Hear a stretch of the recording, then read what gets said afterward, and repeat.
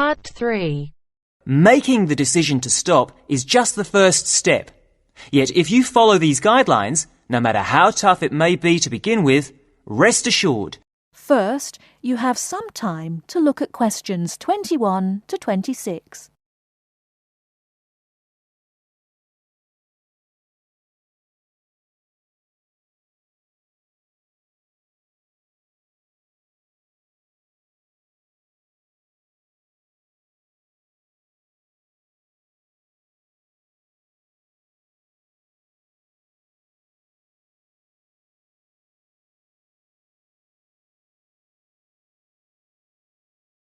Now listen carefully and answer questions 21 to 26. Good afternoon. Welcome to Stop Smoking Now. You're all here today because you've decided to stop smoking. However, making the decision to stop is just the first step. Yet if you follow these guidelines, no matter how tough it may be to begin with, rest assured you will be on your way to becoming what you want to be, an ex-smoker. The first thing to remember is that there is not only one way. What I'll give you today are various methods you can choose from. They all work and they can all help. The first method I would recommend is based on something we all have, but in different degrees, namely willpower.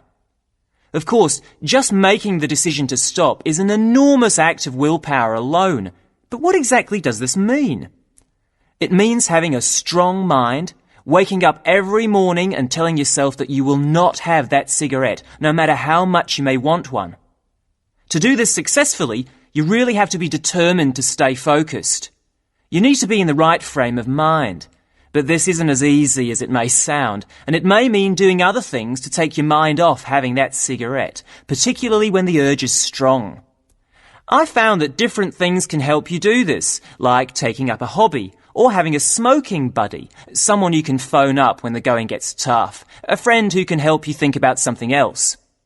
Remember that each time you don't have a cigarette, you will feel better and stronger. Of course, this method does not work for everyone, but there are other ways to help keep you on track. Another way is to use smoking aids. There are many types, so find one that suits you best. Take, for example, nicotine patches. You put one on every day and it gives you a controlled nicotine dose. Basically, you keep reducing the amount until your body stops craving nicotine. As your body gets used to less nicotine, you may experience withdrawal symptoms. Don't worry about feeling embarrassed people will notice, because many nicotine patches are see-through. So, where do you get them? Well, you can buy them from your local pharmacy or supermarket. You can also ask your GP for a prescription. Before you hear the rest of the talk, you have some time to look at questions 27 to 30.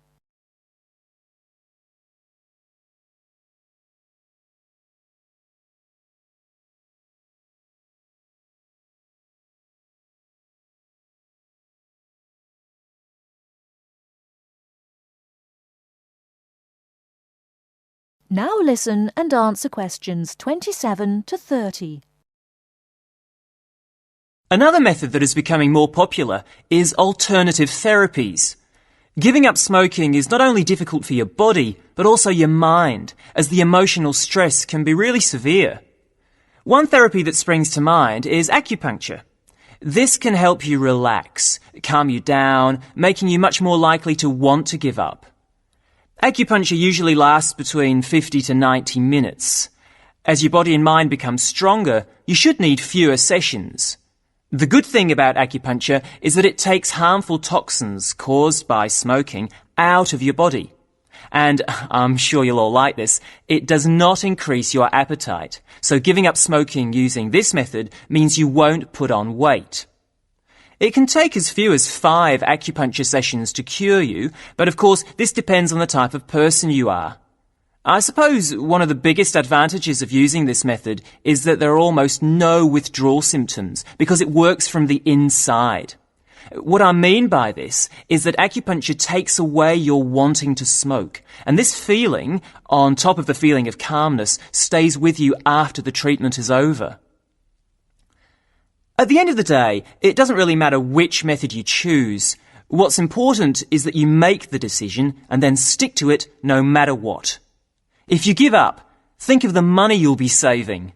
There is no better time to start than today. You can kick the habit for good. That is the end of Part 3. You now have half a minute to check your answers.